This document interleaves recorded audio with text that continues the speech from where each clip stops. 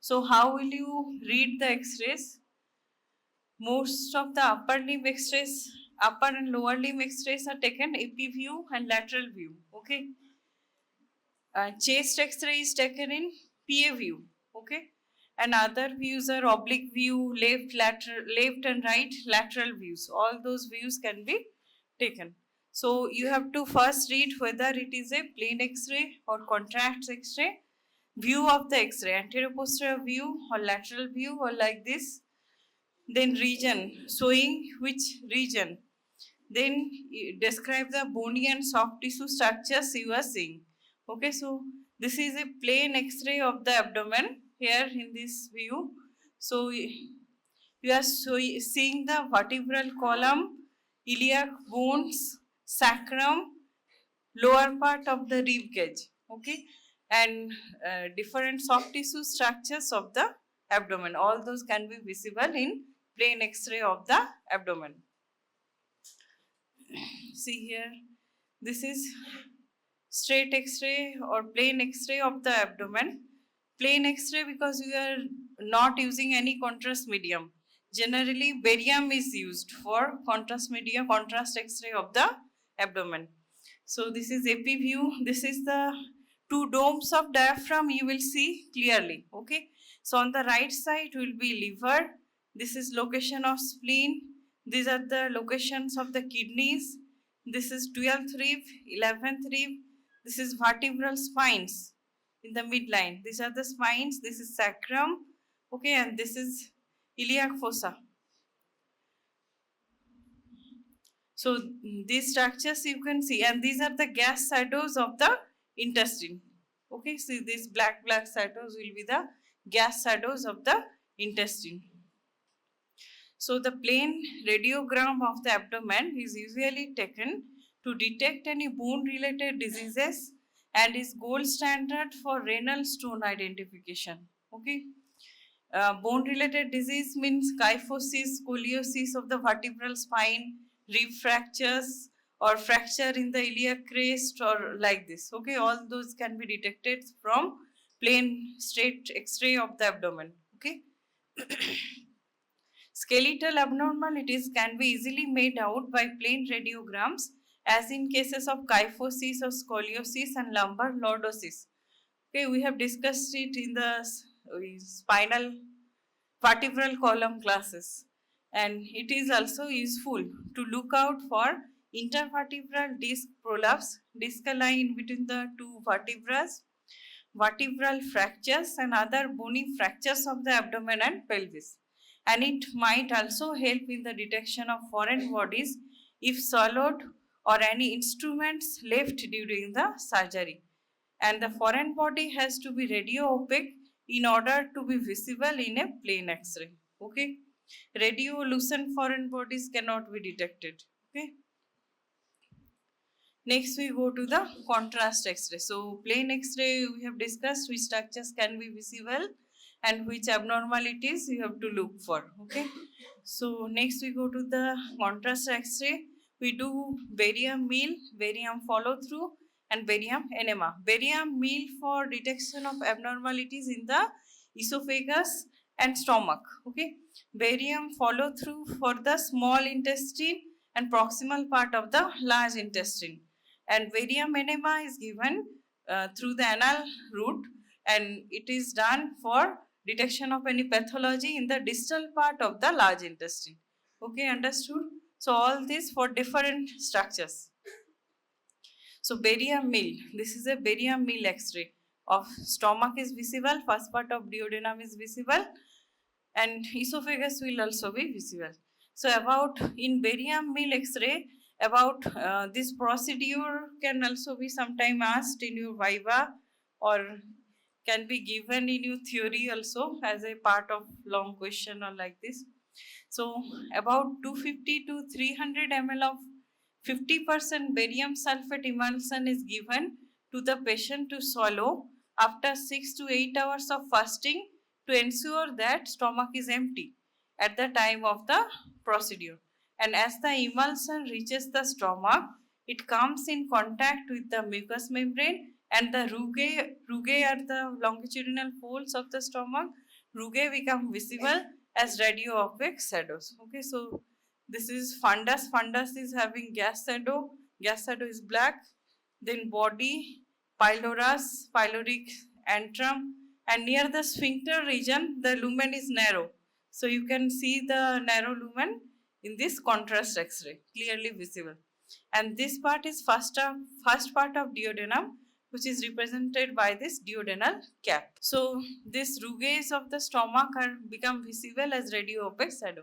The ulcer in the gastric mucosa are seen as craters in the shadow. Okay, there will be filling defect in the areas where ulcers are present. Okay, it will be black in color, filling defect.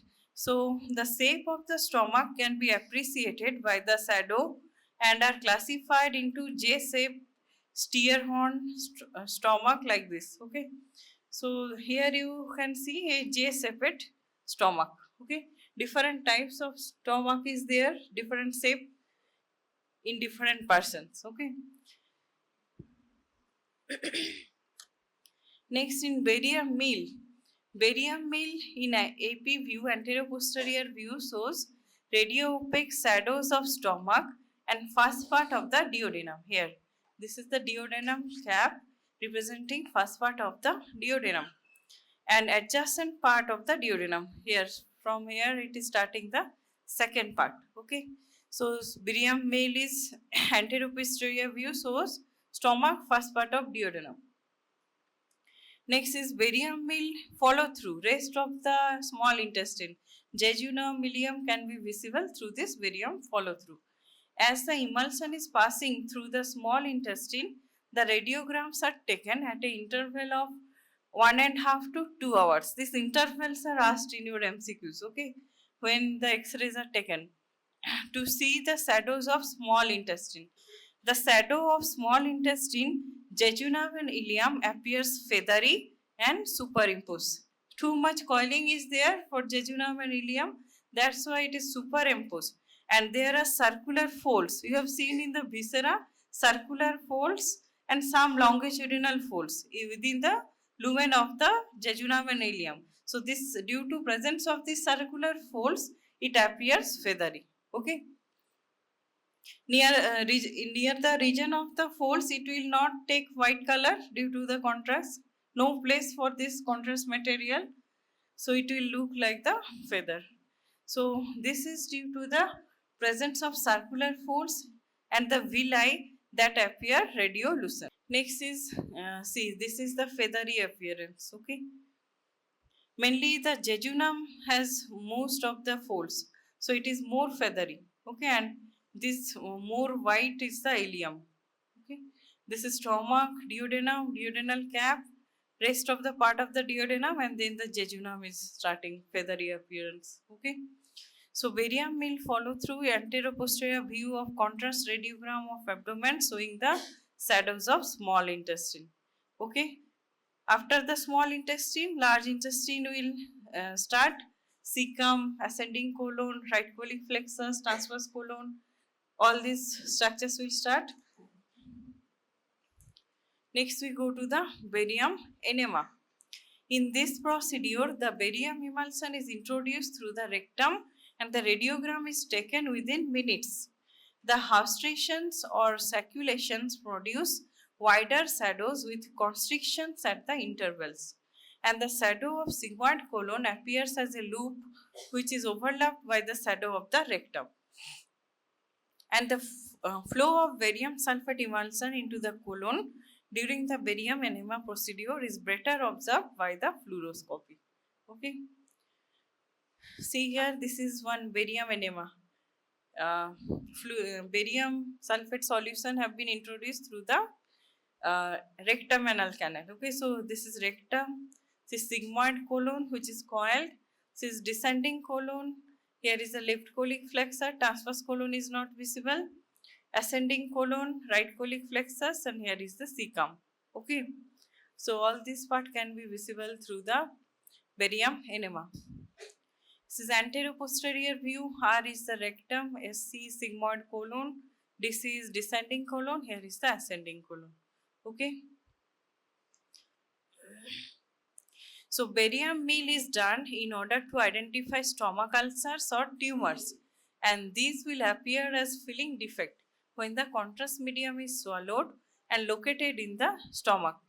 And barium meal follow-up helps to identify small intestinal disease such as duodenal ulcers. Okay, this is also appear as filling defects. Barium enema is usually done to identify large intestine diseases like diverticulosis and carcinoma. Colonic carcinoma is on the rise in incidence, and this gives a characteristic apple core appearance in the contrast radiogram. Okay, we have this radiogram, I will show you. Colonic carcinomas. See here, this is contrast radiogram of stomach, barium meal X-ray showing outpouching of the lesser curvature of stomach indicating diverticulum. Okay, so outpouching is known as the diverticulum from the lesser curvature of the stomach. Here is the apple core appearance of the large intestine. So these black areas are site of tumor formation, and tumor is projecting into the lumen of the large intestine. Okay, that's why this radiolucent area is present, and this is lumen is appears as apple core appearance. Okay, understood? And these are large intestine. How will you identify? You can see these haustrations and saculations. Okay, this pouch like swelling, these are the haustrations or saculations. So barium enema, to visualize the large intestine, filling defect resembles apple core, indicating tumor projecting into the lumen of the large intestine. Next we go to cholecystography and ERCP. So cholecystography, 2 days before the procedure, the person can have normal meal. Sometimes a diet rich in fat is preferred. Okay, and this will stimulate the liver to produce more bile for fat digestion. Okay, more bile production, then more bile will be stored in the gallbladder, so it will be properly visible. Okay. 1 day before the procedure, a very low fat diet is given, and the evening before the procedure, the radio opaque dye in the form of tablet is given. Totally 6 tablets are given, 1 tablet per hour with enough water, and nothing is to be eaten once the tablets are given. And on the morning of the procedure, nothing is given orally. Enema may be given to prevent shadows of gas and intestinal contents from overlapping the shadows of gallbladder. And then radiogram is taken to visualize the gallbladder, and this is followed by a fat rich drink given to stimulate the gallbladder to release the bile, and this procedure is contraindicated in pregnancy. Okay, cholecystography is not done in pregnancy. So this is cholecystography, cholecystogram. See, this is gallbladder shadow. Okay, GB is the gallbladder, and here you can see gas in the intestine. So if you give enema, most of the content will be released, so gas shadows will be less. Next is endoscopic retrograde cholangiopancreatography. Okay, ERCP. It is a diagnostic test done in order to detect defect in the hepatobiliary duct system and pancreatic duct system. It uses a combination of endoscopy and fluoroscopy using the X-rays. After local anesthesia of the throat to prevent gag reflex, the endoscope is pushed through the pharynx and esophagus to the stomach and duodenum, and a camera is fixed in front of the endoscope to visualize the GI tract. Once the hepatopancreatic ampulla is seen, that is ampulla of Vater, seen in the second part of the duodenum, okay, major duodenal papilla. Through it, the endoscope is introduced. So a catheter is introduced into the duct, and a radio opaque contrast dye is injected to make the biliary duct and pancreatic duct to be visible by the X-rays. And this helps to diagnose narrowing and blockage in the hepatobiliary duct system, and it can also be used to remove the stones, taking biopsies and excise tumors in the duct. Okay, so ERCP is diagnostic procedure, and also treatment can be given through it. Okay, stone removal, biopsies are taken, and excision of the tumor can also be done. Hence, the procedure is both diagnostic and therapeutic. Okay, see, this is the endoscope. Here, dye have been pushed into the through the ampulla of water. Okay, and the intrahepatic and extrahepatic biliary canals are visible. Okay, so this is common bile duct. This is common hepatic duct. These are the two hepatic ducts, left and right hepatic ducts, and other bile ducts can be visible. More branching pattern within the liver. Okay, so this is endoscopic retrograde cholangiopancreatography. Okay, understood? So this is how it looks inside the duodenum. These are the folds, circular folds, longitudinal folds of the duodenum. Okay, and the endoscope is introduced through the major duodenal papilla. Okay, so duodenum is visualized by ERCP. So about 90% of the gallstones appear as radiolucent on an opaque background, whereas only 10% of gallstone mislead as they are radio-opaque. The shadows of congenitally abnormal gallbladder, polyps, malignancy, etc. can also be detected by this procedure. Okay, this ERCP or cholangiography. Nowadays, computed tomography is preferred over the oral cholecystography, CT scan, CT abdomen করে নেওয়া হয়, এত কিছু করাই হয় না generally. So intravenous cholecystography is also done to study the blood vessels of the gallbladder, and this procedure is called um, cholangiography. Okay. Next, we go to the pylography and hysterosalpingography. Okay. Pylography is again two types, ascending and descending pylography. So descending pylography is also known as intravenous pylography. Dye is introduced into the vein. Okay. And ascending pylography means dye is introduced through the catheter into the bladder, then the dye ascends upward. Okay. That is ascending pylography. So descending pylography, in this procedure, dye is injected into any superficial vein of the limbs and the dye is excreted via the urinary tract. And thus the excreted dye appears in the urinary system and causes the shadow. The radio-opaque substance enters the bloodstream and reaches the heart, and pulmonary circulation back to the heart and then to the kidney for excretion. Radiographs are taken at intervals to assess the level of the dye with urine and its filling into the hollow part of the urinary system. Immediately after the contrast medium is administered, the dye appears in the cortex of the kidney as renal blasts. And the radiograms are taken at 3 minutes, 5 to 6 minutes, at 9 minutes and 15 minutes after the dye has been introduced. These minutes are asked in your Viva and MCQs, okay, when the radiographs are taken in pylograms. And between 3 and 5 minutes, the dye appears in the calyces, major minor calyces. Around 9 to 14 minutes, dye starts entering into the ureters and into the urinary bladder. And after the emptying of urinary bladder, another radiogram is taken to visualize the bladder for residual urine. Okay. Post void residual volume is calculated also. Okay. So the contour of the kidneys are appreciated. Shadows of calyces, both major and minor, are seen as cup-like shadows. All those you have to see. If there is any blockage due to the stone or stricture, all the calyces or distal to the stricture, all the structures will not be visible. Okay, because dye cannot enter in the rest of the part from the level of the stricture. So this is one pylography, excretory urogram or descending pylogram done to visualize the shadows of kidneys, ureter and urinary bladder. MIC is minor calyx. These are the minor calyx. Here are the major calyx. This is renal pelvis. This is ureter. Okay. This is urinary bladder. and these are the kidney shadows. Okay, so all these structures you have to see. Okay, this is taken after 30 minutes, so all the structures will be visible.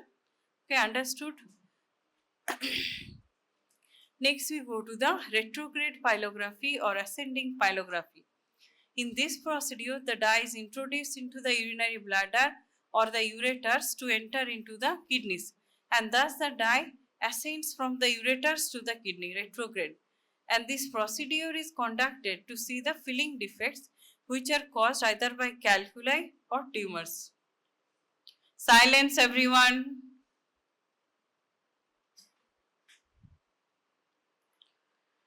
It is also indicated when there is renal disease, allergy to the contrast medium as it is injected into the blood. Okay. This is contraindicated in case of allergy or in renal disease, because if kidney is diseased, there is high chance it will not be able to excrete those dye. Okay.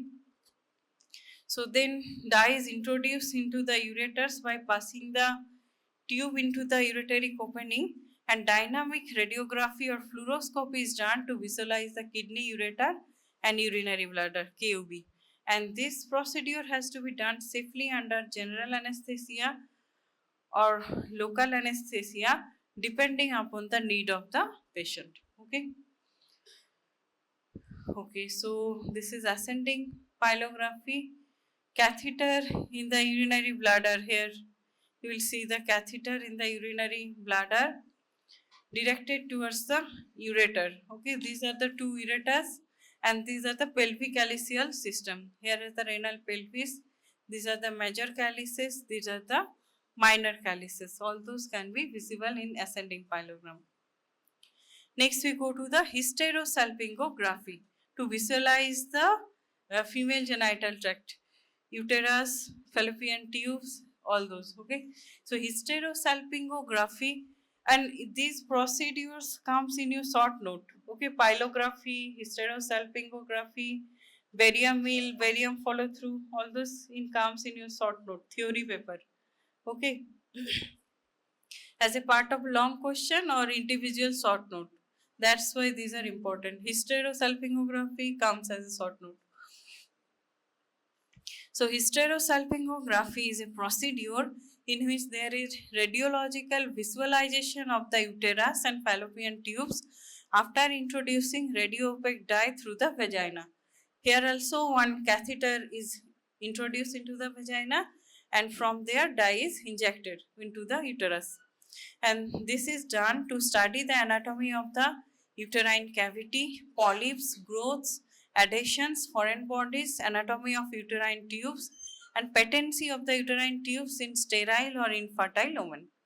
Then the radiograms are taken as the dye passes into the uterus and fallopian tubes, and the movement of the dye can be observed by fluoroscopy method also.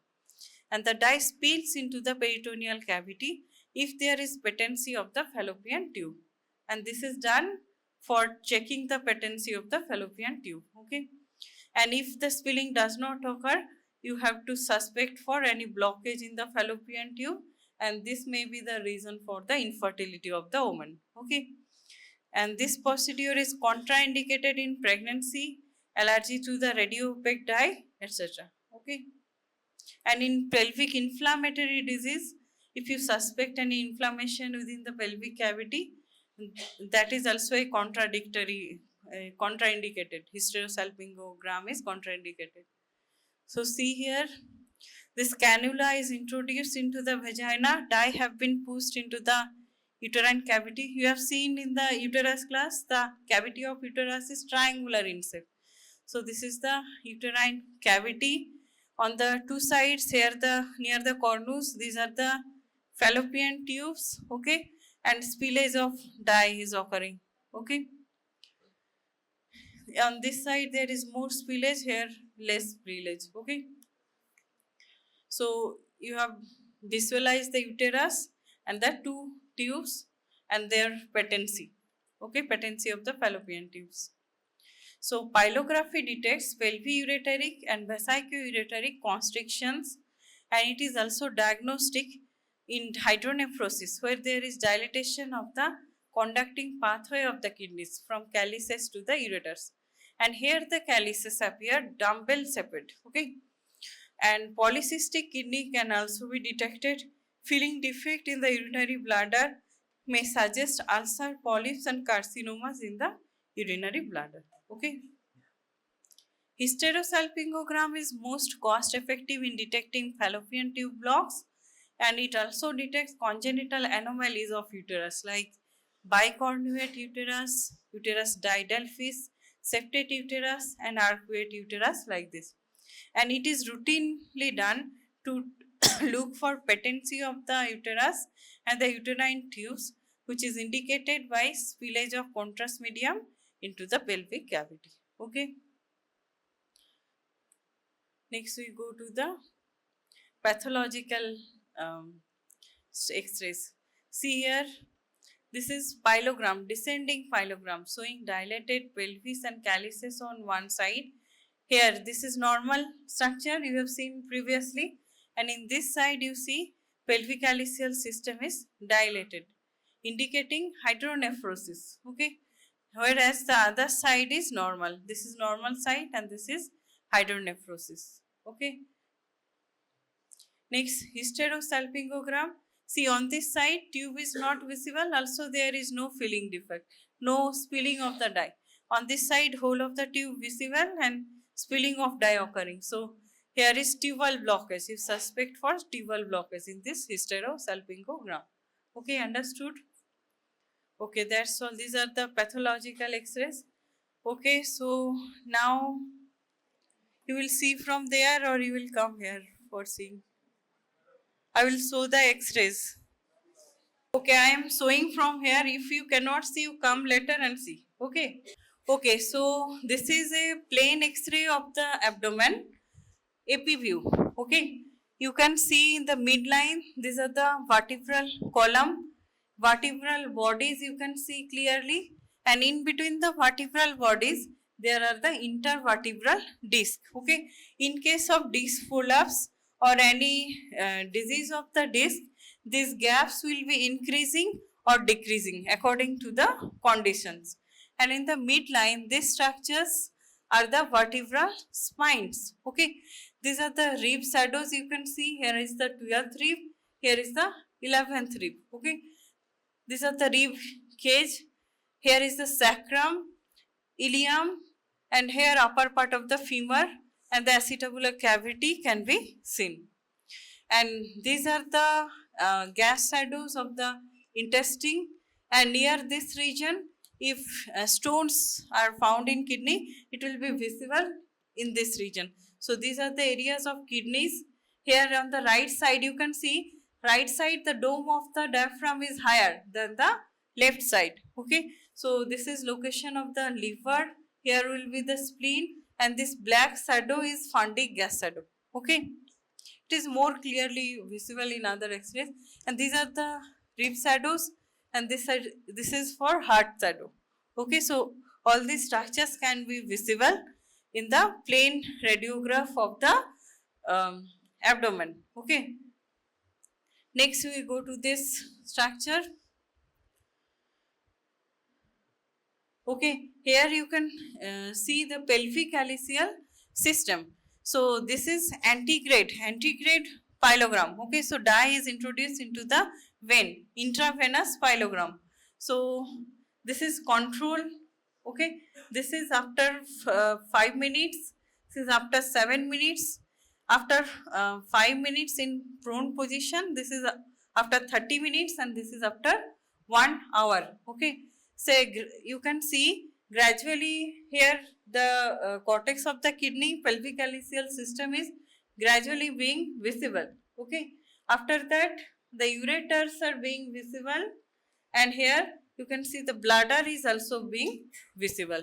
Okay, you can see this one radio opaque substance is kept near the bladder. This is not the dye, and here you can see the bladder is filled with the radio opaque dye, and it is some part is superimposing that other radio opaque shadow, and rest of the part is outside this radiopaque shadow. Okay, understood? So this is a antegrade pyelogram or intravenous pyelogram. Okay, and you are taking the X-rays at regular intervals. 5 minutes, 7 minutes, 9 minutes, 30 minutes, 1 hour, like this. Okay. And this is one barium meal X-ray, and lower part is barium follow through. Okay. So this is control before giving the barium meal. And this is after giving the barium meal. You can see esophagus is visible. Here is the stomach shadow, and this is fundic gas shadow of the stomach. And you can see shape of the stomach can be visible. It is J-shaped. This is body of stomach, pylorus, pyloric antrum. Here is the pyloric sphincter. And this is the duodenal cap. Okay, duodenal cap represents the first part of the duodenum. And after that, here you can see the barium follow through. This is this feathery appearance. This is of the shadows of the jejunum. Here also you can see shadows of the jejunum and ileum. Here ileum shadow is more visible, and here you can see cecum, ascending colon, right colic flexor. Here ascending colon, right colic flexor, and part of the transverse colon is also visible in the barium follow through. Okay, so barium meal and barium follow through is being done in this X-ray. Okay. Okay, and here this is also a antegrade pyelogram or intravenous pyelogram. Okay. So here one radiopaque substance is being kept here. Okay, but here it is not kept. So this is control before giving the dye. Okay, this is after giving the dye after 5 minutes. The kidneys, renal cortex are being visible here. After the 7 minutes, major pelvic calyceals, major minor calyx, some part of ureter is visible. Here almost complete part of ureter is visible, and bladder is being visible after 15 minutes. And here after 30 minutes, bladder is visible, and all those pelvic calyceal system, ureter are visible. Here bladder is prominently visible, and there is no filling defect. Okay, no stricture or stone formation. So it is a normal antegrade pyelogram. Okay, understood? You will be asked mainly about the normal structures in anatomy. Okay, so see here, these arrows have been asked in your exams. You have to identify the structures, and related questions will be asked. So this is a plain radiograph of abdomen, AP view, showing these structures. Okay, you have to write the first line like this, then identify what structure is pointed, and related question of the structures will be asked. And here the gas shadows are most prominent. You can see the intestinal shadows, gas shadows are very prominently visible in this abdominal shadow. This is one CT scan plate. Okay, CT scan plate, you can see the vertebral body, its different processes, kidneys, liver on the right side, spleen on the left side, like this, and sections are taken at different levels. Okay, so if you know the cross sections and structures present at different levels, you will be able to identify the pathology. CT scan not given in your exam. It is present in your final year, final MB. X-rays are given, first MB. This is one hysterosalpingogram. Okay, so this catheter is introduced into the vagina.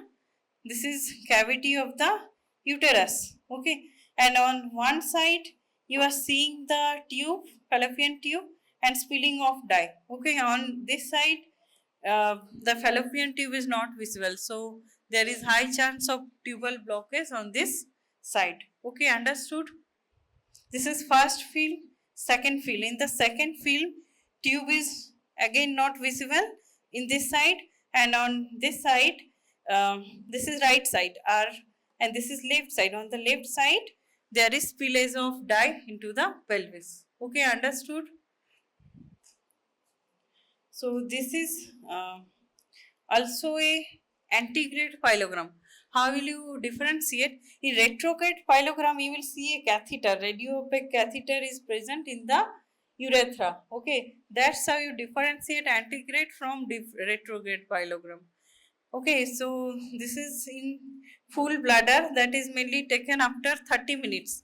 So all the pelvic calyceal system is visible in this side and they are dilated. So there is chance of the hydronephrosis in this side. So pelvic calyceal system is dilated. Here this ureter is also dilated. Okay, and bladder is full. And this is delayed film. All the dye is gone out through the urine. Only this radiopaque shadow, this is one control structure placed here, it is visible. This pelvic calyceal system, ureter, bladder, nothing is visible after 5 hours. Okay. Okay, so all this we have in our x-rays of abdomen. Okay, so these radiology class, some are important for your theory and some are important for your OSPE. X-rays are given in your OSPE. One table is for X-ray. Okay.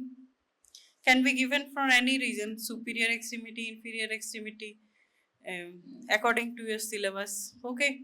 Understood? Any queries? All those you have to read. Okay, so barium meal, barium follow through, barium enema, pyelogram, two types, antegrade, retrograde, hysterosalpingography, and most of the important plain radiograph of the abdomen, and normal structures visible in the plain radiogram. Okay, understood?